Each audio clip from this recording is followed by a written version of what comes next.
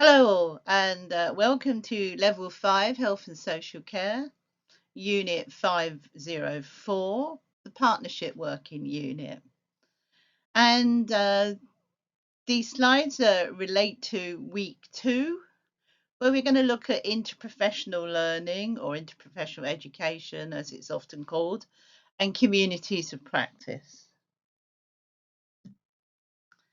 So the objectives for this week, we're focusing on 2.1 to critically explore the role of interprofessional learning in partnership working, and 2.2 to critically explore the concept of communities of practice and its influence on partnership working. So interprofessional learning is a role. It's something. It's just often part of people. It can be part of people's jobs. And the concept of communities of practice is an idea that some people take part in. So we're going to start first with the history of IPE. It's generally called IPE, interprofessional education. So interprofessional education, interprofessional learning, that is interchangeable, really. Some people use one term, some use the other.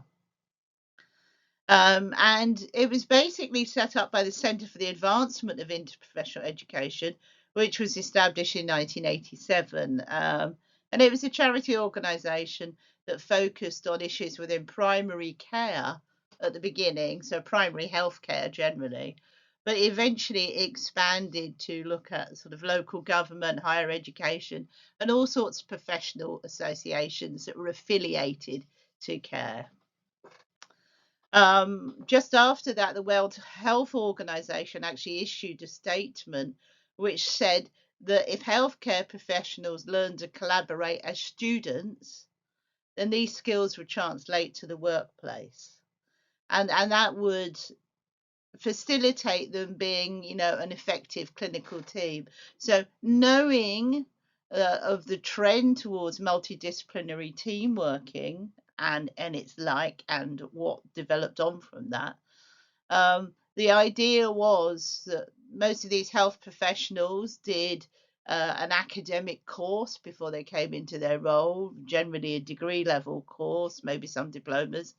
And what the World Health Organization was suggested that we should include the idea of interprofessional learning, interprofessional education as part of the course, so that they're already getting the experience before they go on into the workplace. Okay.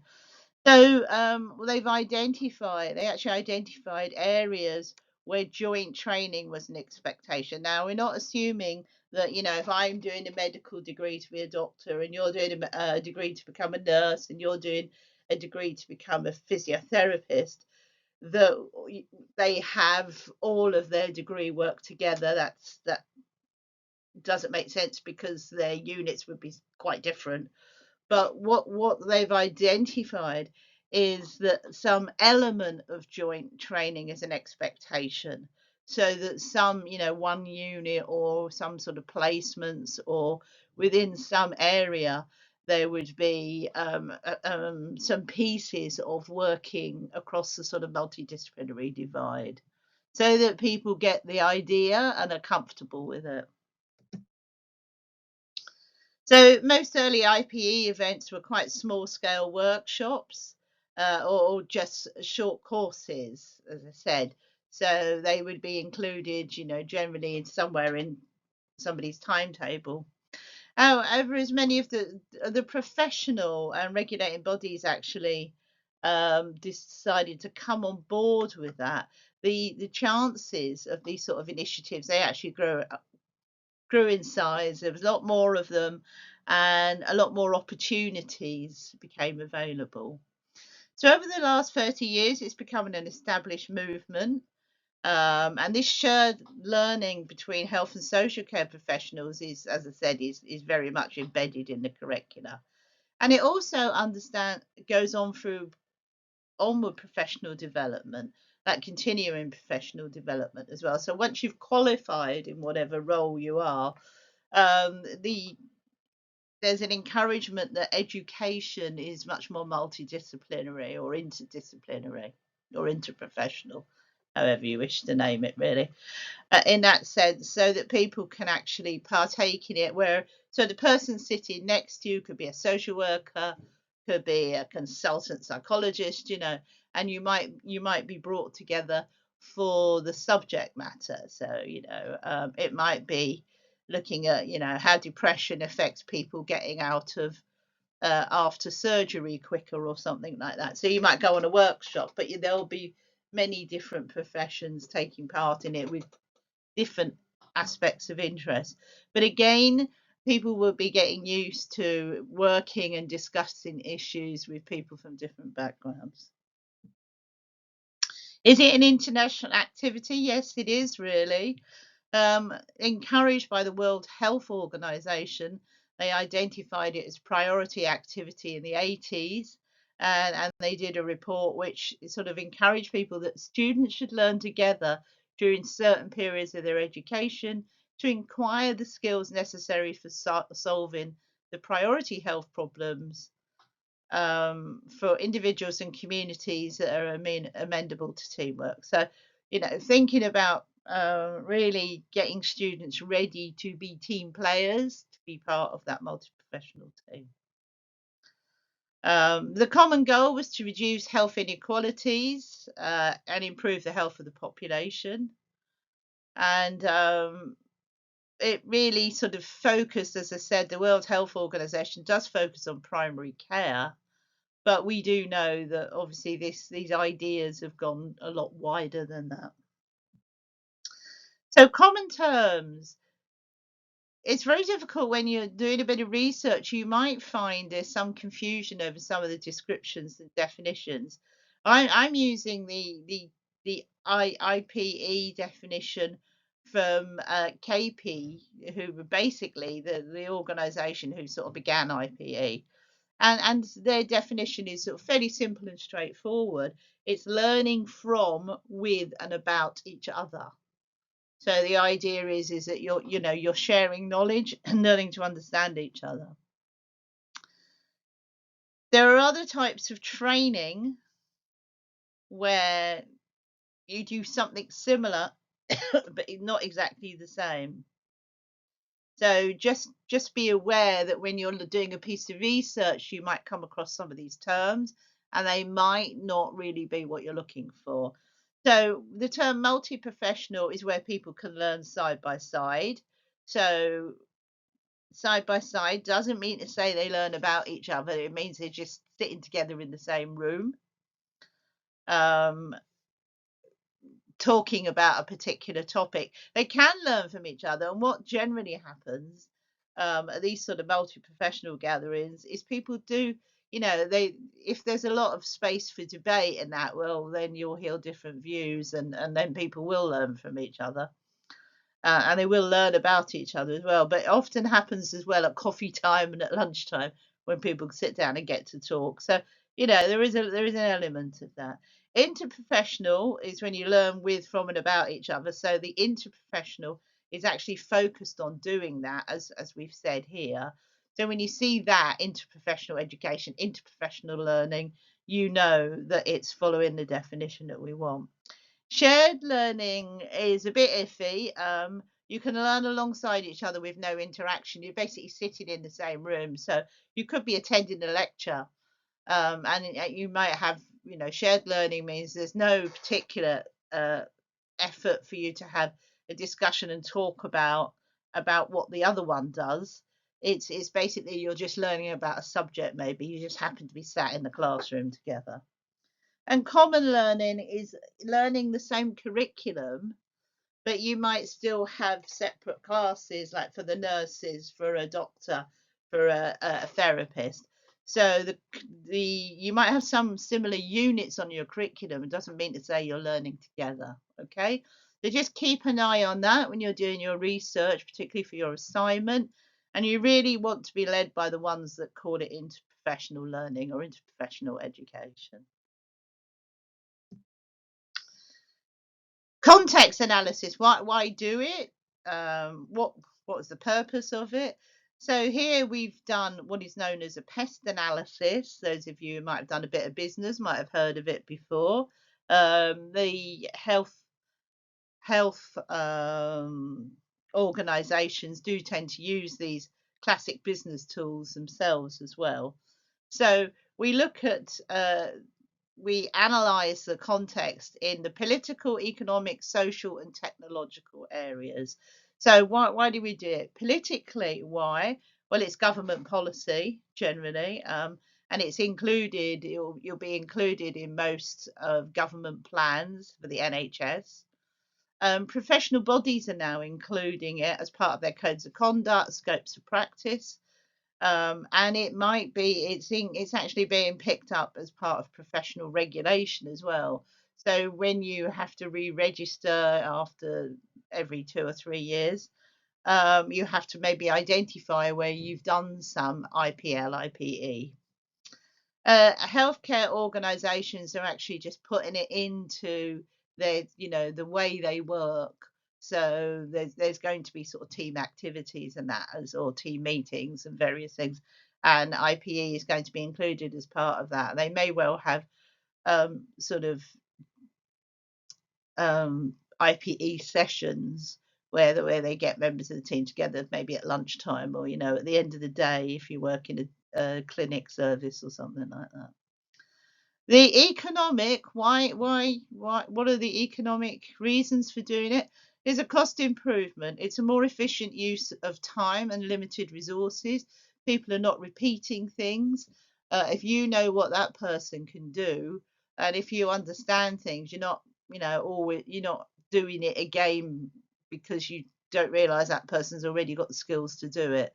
So it's about checking value for money, best care, best time. So if you know what someone's skills are, you could say, well, why don't you do that? You might agree in a team meeting as part of someone's care plan that the therapist does that because she's got the best skills for it. And then there's a lot of feeding back as well in IPL learning. Social reason, it's public and patient empowerment, giving people, you're already involving the patient as a partner. So for them to be part of the learning and partnership environment is really important. Increase professional accountability as well, because you know what people can do, you know what people should be accountable for as well. So people need to take responsibility. Technological, lots of treatment advances rely on the shared skills of a team.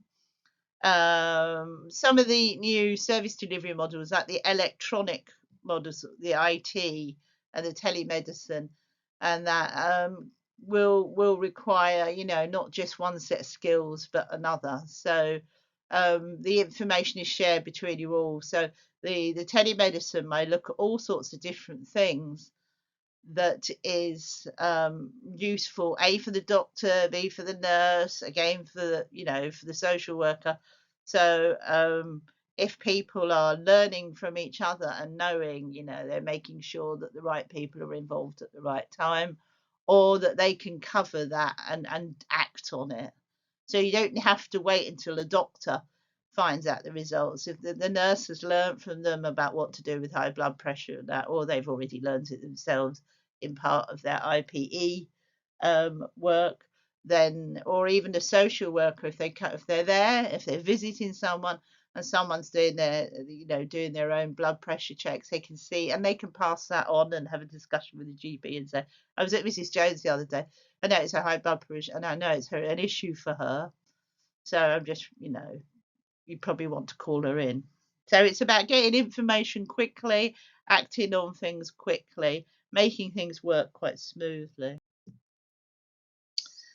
The UK policy development around APL, it was included in the NHS plan from about 2000, and it's been, every time the NHS plan has been reviewed, it's been more and more included, really.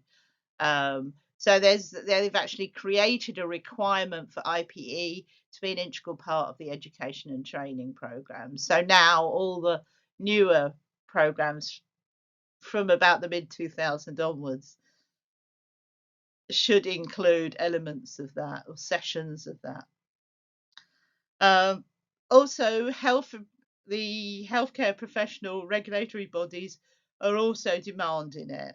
So you've got the education, say like the universities, professional bodies. Obviously, they work quite closely together because the universities need to teach what the professional bodies want as part of the curriculum. So there's got to be an agreement. So both show that same sort of commitment.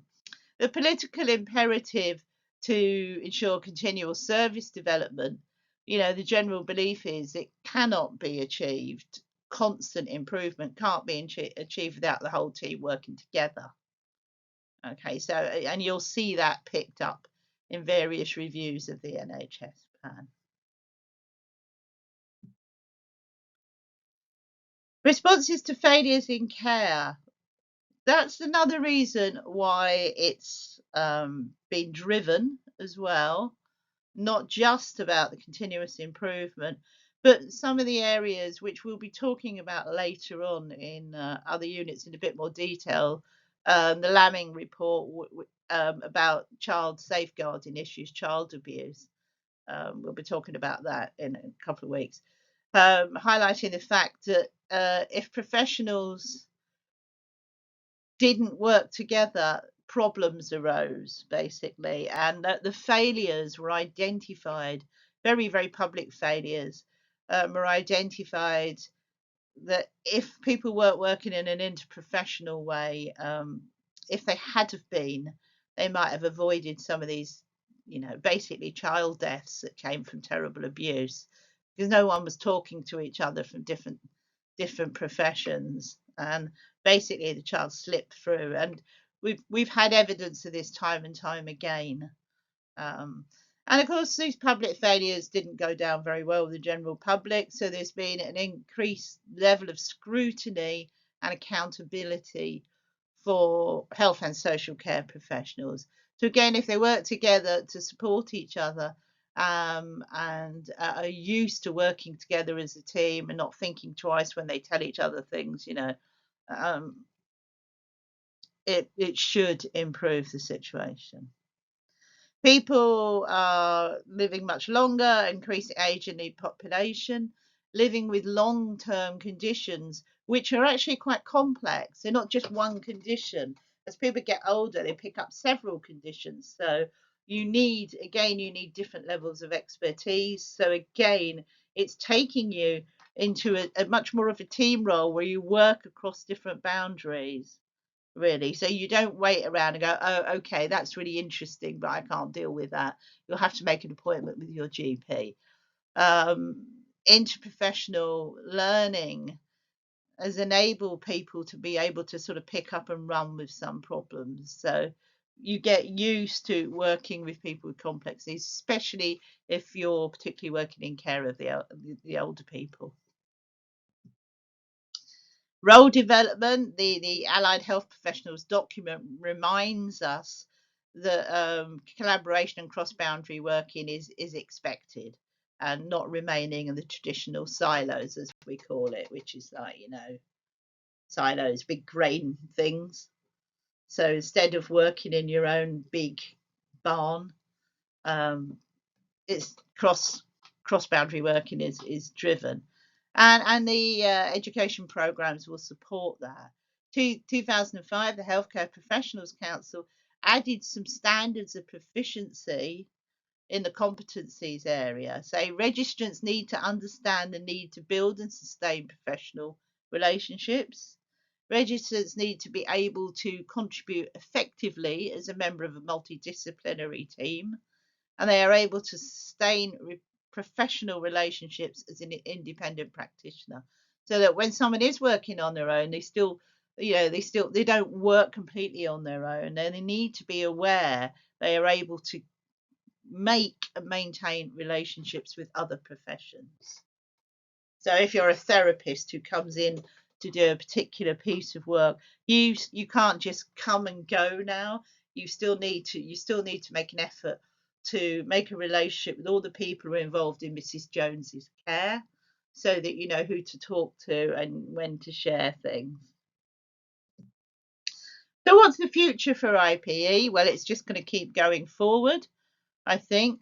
The current type of social care delivery really expects the workforce to keep up building these relationships, to keep being interactive in that way and work across boundaries. So they, you know, the role of a nurse, a social worker, care worker has become a lot wider and a lot more fluid.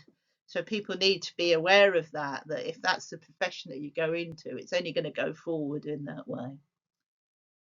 So it's definitely encouraged. It will be part of education.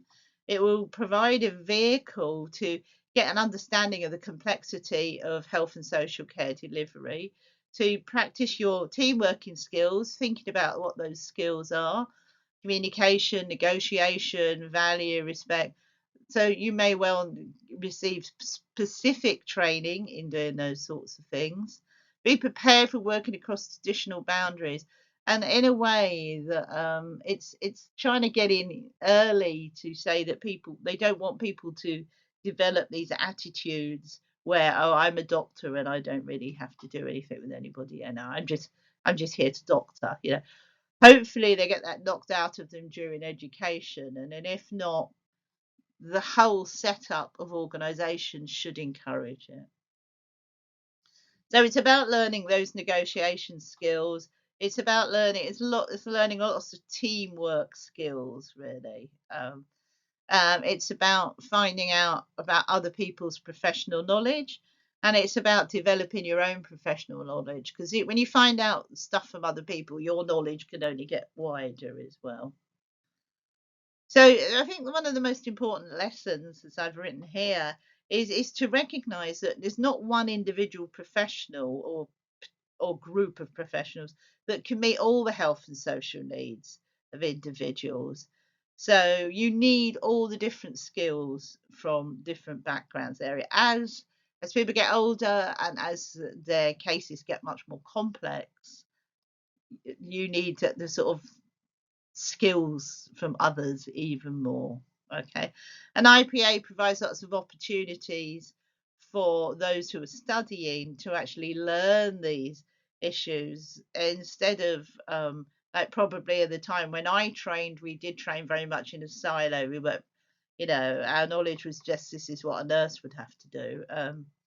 And if you know, you go, oh right, that's not my job, that's for the doctor, that's for the doctor, this is for me, you know, and so that we didn't really get that. You had to do it once you ended up working in a department that had a multidisciplinary team, which I did. It was quite a big learning curve after I'd qualified to actually work in that way. So, and you only tended to work in that way if you worked in day services or clinics or day hospitals and things like that, where it was fairly much pioneered multidisciplinary team, more than say when you worked on a hospital ward. So it was a learning curve after you'd gained your own experience, but it probably would have been great to have been part of the training. So I can see why it has become part of the training. It's not always easy.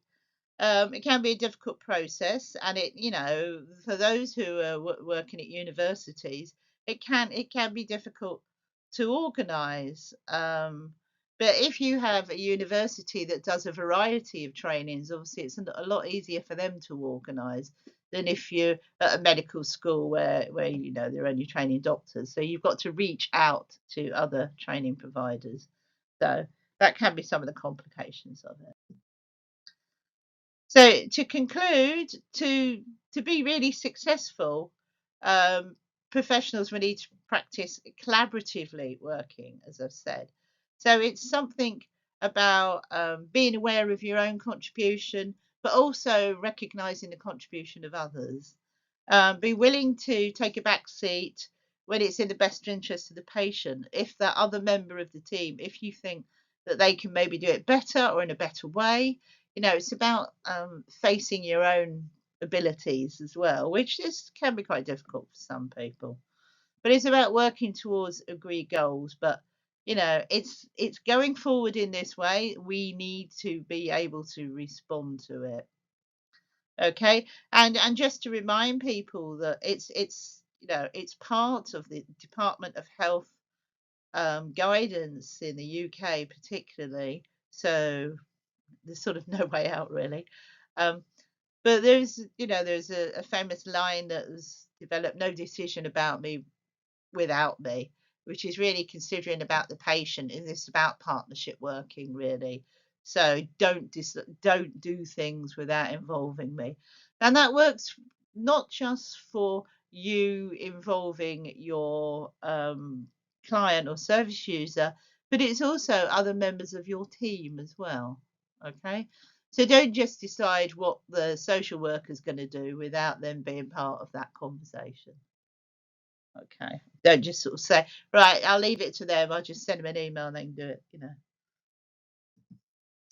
Okay, so that's IPL, IPE. I've put some resources up for you to read a little bit further. Um, and remember, you need to be a little bit critical. So if you can find any research that's a bit critical, then do so. Most of the research is very positive about, it. So you might just want to find out, where things can be a bit difficult. Okay, now we're going to look at communities of practice. So IPL is a sort of formal education process that hopefully, as education goes forward, anyone who's doing that sort of training will be doing it, whether they like it or not, really. It'll be part of their curriculum. Communities of practice are something a little bit different, and they're often sort of for later on when you're actually already practicing.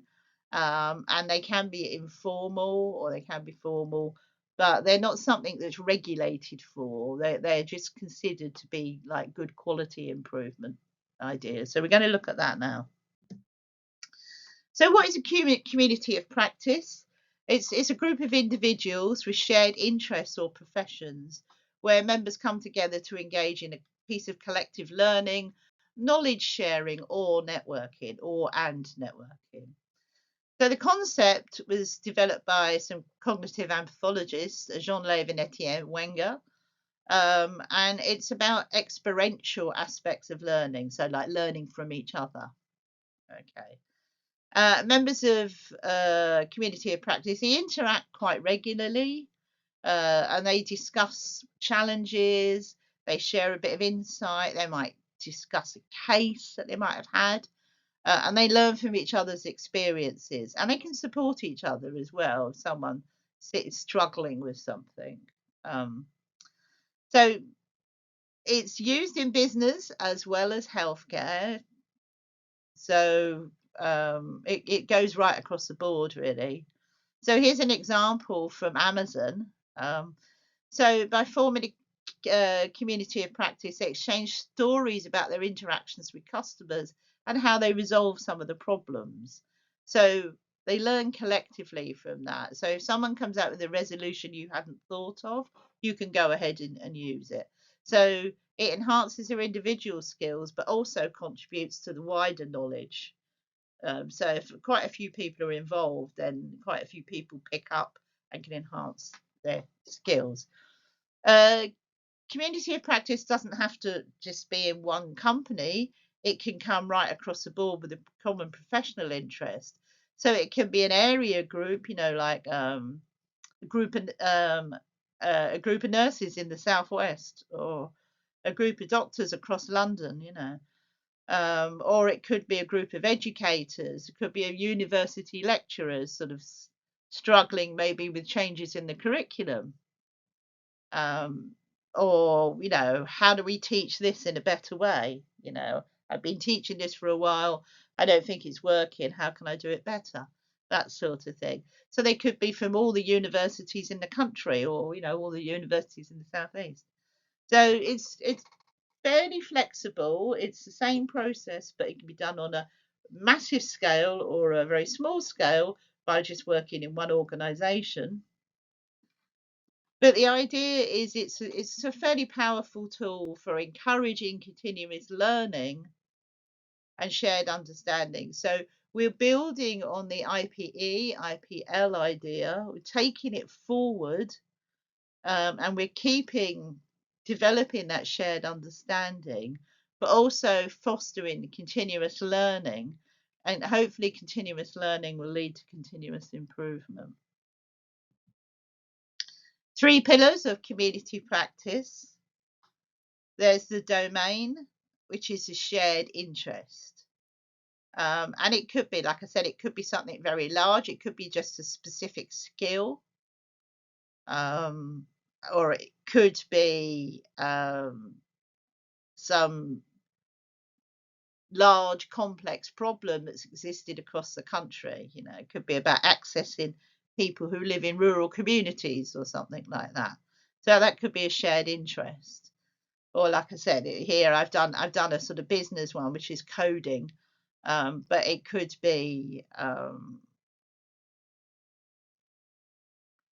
like very similar, like feeding people in a coma, really different things to think about, managing people in a coma, if you want something like that. The second pillar is the community. These are the individuals who are involved, and you become a community. So the idea is to keep it relatively consistent, because it means you don't have to keep making new relationships. Obviously, new people join and some people leave, but the idea is to keep it a consistent thing rather than just throwing stuff out there all the time.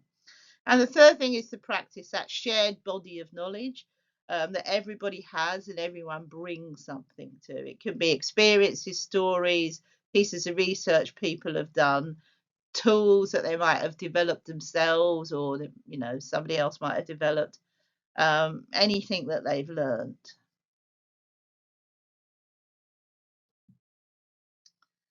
So types of community practices, they come in all different shapes and sizes, as I said, and they can have diverse purposes. So professional communities of practice, these can they can bring people together in the same profession. So like I said, a group of doctors from different hospitals who might be looking to just, latest advancements in a certain field, or dealing with very challenging cases that maybe are quite new or need a looking into. And that's about continuous professional development, really, and sharing specific industry knowledge and improving standards. Corporate learning, these are within a workplace, and they're part of a learning model that emphasizes knowledge and knowledge sharing. So, like a tech company like Microsoft might have a COP for its software engineers, and they might be just looking at aspects of their job. Okay, so just it might be a very small aspect of their job that causes quite a few of them problems.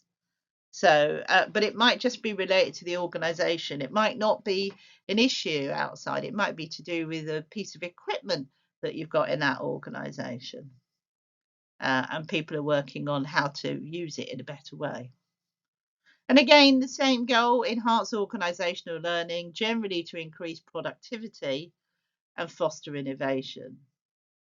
And it allows them, if they've got they've got these learning communities, they often can adapt quite quickly because you've got people on board with it.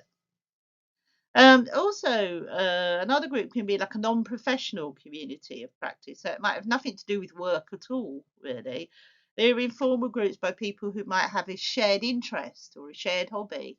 And we're aware of these little groups that turn up. It could be a gardening group, as I've said here, or the classic, for those of you who are younger, an online gaming community where um, you're all playing Fortnite together, or you're all playing Halo together, and you have a particular shared interest in that game, or other computer games, for example. And this is like the joy of the shared interest, but there is also some personal growth, work, being part of a group, developing all those relationships, and mutual support. Like when things go wrong, you've got someone to talk to. You've got someone who might have more skill in one area than you have that can give you some advice. Book clubs I've got here as an example. A platform for people to explore different ideas and look at various perspectives. And so for those who love to read, it enriches their experience. So remember, so professional, corporate, and non-professional, but they're all communities of practice. Some may be a bit more formal than others, but that doesn't mean they work any less. So as a comparison to other groups, just to clarify it for you, you've got a community of practice, you've got a formal work group, you've got a project team, so you might be developing a different project, and you've got an informal network, which just happens. So what's the purpose? Community of practice to develop people's capabilities, build up and exchange knowledge. Who belongs? Generally, with community of practice, members select themselves. You don't have to be in it. You only join it if you want to. No one can make you join it. I mean, that's really not the idea. What holds it together? Passion, something that you care about, your commitment, your interest in learning from others, your need to improve your own self. How long does it last? It can go on forever as long as there's interest in keeping the group together. Yeah. So some of them sort of fizzle out and die, but some of them carry on for years, because people find new things to talk about, new subject matter. A formal work group, generally delivering a new product, maybe. Who belongs? Anyone, under the teams, anyone under the manager. So you don't really have any choice. That's part of your job. What holds it together is your job requirements and the common goals to improve productivity, to develop a new product. And how long does it last? Until you reorganize it, or you come out with another new project and you start again, or until you discontinue that product, or until the organization goes in a different direction. A project team will be very specific. It's about accomplishing a specific task. So you might be making a change in one of your processes and you'd have a project team. Senior management usually assign who's part of it, and they will make an assessment on the different skills that they want in that project team. What holds it together? A project team usually has a project plan with goals and milestones that have to be achieved. So it's the project plan that holds it together as people move through it. It lasts until the project has been completed. Then the project team will disband, and you may never work with that person again. On the other hand, you may see them in another project, but you don't know. An informal network to collect and pass on business information. Who belongs? Friends and businesses, acquaintances, mutual needs, hold it together. And as long as people have a reason to connect, they're a little bit closer to community of practice, but they don't have a particular focus. So, it might be people who just meet up, guys who just meet up for a drink in a pub, once a month or something, just to sort of share, informally just chat about stuff and thoughts and ideas. One thing I noticed locally for me, and we've got a lot of estate agents where I live, and one particular pub seems to be where all the estate agents congregate on a Friday night. So you would call that an informal network. They're networking there. They chat. They go down for a drink for a couple of hours after work, and they're chatting to each other. And they're sharing bits of information. They're probably manoeuvring for jobs in different, oh, we've got a manager's job going over there. Talk about clients, talk about customers, talk about how people are doing. But it's very informal, it's just fairly sociable. And, people will drift to it and from it. Okay, so that's just to give you an idea of where communities of practice stand. So they're a bit more organised in an informal network because they tend to have some sort of boundaries. They've got to focus about what they're doing, but they're not as restricted as work groups and project teams. What are the benefits? If you do it well, it will increase people's knowledge, bouncing off ideas from people. improve their reputation, because people find out about you, especially if you're working cross boundaries. So, say doctors working across several hospitals, then it can improve their reputation. Say, oh, I met this guy. He's really good. He really knows his stuff. So, building a bigger network. Well, we talked. I mentioned about now estate agents and networks.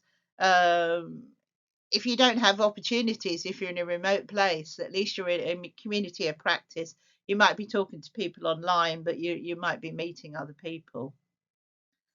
To find career or job opportunities, it naturally comes up in conversation. Um, being part of it means people know who you are, even if they've never met you. Again, sometimes communities practice work completely online. And through those communities of practice, sometimes jobs are advertised or word is passed on. You know how it goes. Organizations can also benefit from communities of practice. It can build brand awareness, especially if somebody works outside of their own brand. People might get a positive experience from working with you and saying, "Hey, the guys at Amazon are really nice." Yeah, good. They've got some good ideas. You can get some deeper industry insight. It's very good if people are quite new to the industry, quite useful for them to find out insight about what's going on elsewhere. And improve your knowledge management. So it's quite valuable to improve the organisation's ability to manage all this huge amount of knowledge that's going on.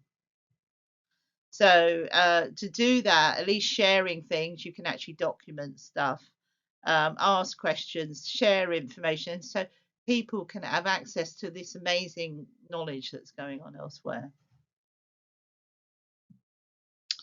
How would you start a community of practice? Not easy. Here are the first, I'm going to talk about the first 5 steps really.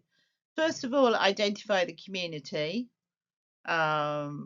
Thinking of a core group that will benefit. You have to start off with a core group, then hopefully you can enlarge it. And it could be from people you already know, or it could be a group you think you might know.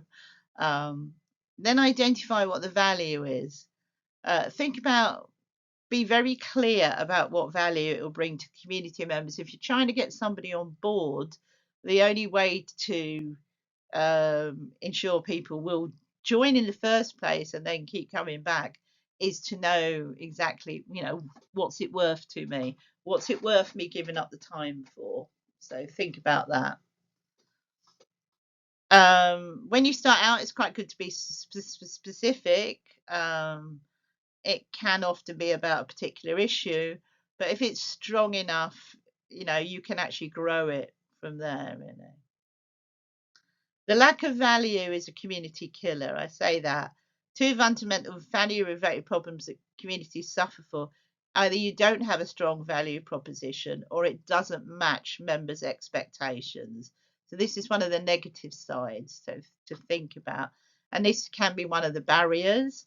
If it's not strong enough, if someone is going to give up an hour of their time, maybe one evening, what's it worth to them, as I said. You need to provide the platform. Where and how is it going to happen, really? So what space are you going to use? Is it going to be an online community? Are you just going to use Zoom or Team? Do you all have the software to do that? So you make sure you can actually organise it and that you've got enough software to have a team of 30 people joining it. So it could be a social media group. You might create a WhatsApp group or a Facebook group for that sort of chatting. If you're not doing it online, then you need a meeting space. Does the place that you work, does it have a room big enough that you can borrow, really? Do you need to rent out a lecture hall? Or, can you make an arrangement? Are people local? Can you just make an arrangement with the local cafe or, something like that?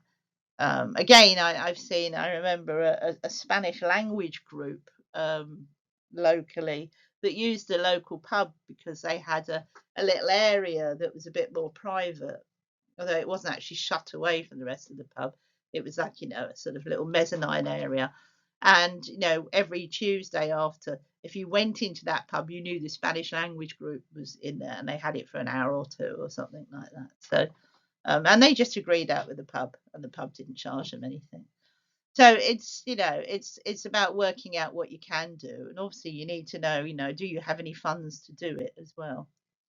So engage in the community. um, it's easy just to assume, build it and they will come, but that isn't always the truth. You need to put in quite a lot of effort. So there's some information there that if you open this just in the normal PowerPoint, you should be able to click on them and have a look at the community engagement techniques. And maybe have a look at the recording as well, just to give you some ideas. But you might have to start off with an event. You might have to start off with a talk or someone giving a webinar. So someone with lots of experience in the area, just to get people interested, and then say from there on we want to start a community of practice. So you might need to seed and encourage discussions. You might need to first of all send out a newsletter talking about what some of the content might be. Thirdly, you need to sort of onboard new members. So how do you get people to the group and set up expectations about what they're going to do? You need a sort of two-step process. Create a list of rules, guidelines, or expectations, and you might want to do that with the first group. So the group who come together.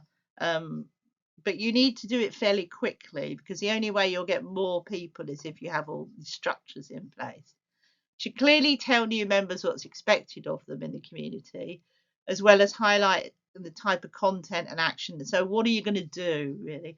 You might want to actually put this together if you're starting the group, but you can take it to the first group and say, these are the rules and guidelines that I've drafted.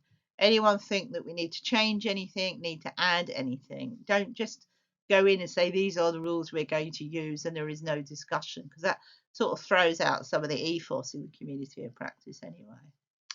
You can highlight it in a pinned post in your community. You can email it out to new members. And once you have agreed on it, anyone joining in the future, you could actually just send it to them and say, have a look at this. And before you ask to join, just see that you're happy with these sort of house rules, really.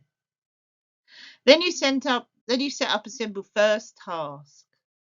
So right at the beginning, just ask new members to introduce themselves. It could be that simple, really. So everyone, even if they hardly ever speak again, at least they've been there once, and people know who they are and where they're from. Okay, so that's just an introduction, really, to communities of practice. The important thing is understanding the difference between IPE, IPL, and communities of practice. One is something that you do out of interest, and it's your choice to be part of it or not. The other one is now becoming very clearly embedded as part of the education process, and is a must, and is being picked up on people's codes of conduct and that. So I've done 2 pieces of research into IPE for you to have a look at, so you can pick up some ideas from there. And I've given you a whole handbook on communities of practice, so there's loads of information there, and you can pick out what you need. But don't forget, the criteria asks you to be critical. Okay, so not just to sort of tell me about it, but critically explore the concept. So you're only exploring concepts, so just critically explore what it is. Okay, so you can tell me some negatives. You don't have to tell me lots of negatives though, but you can just point out maybe where there might be some barriers.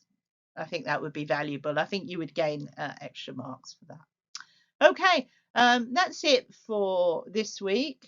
Okay, thanks. So do have a look at your resources, as I said, and I will see you for the next week. Okay, bye.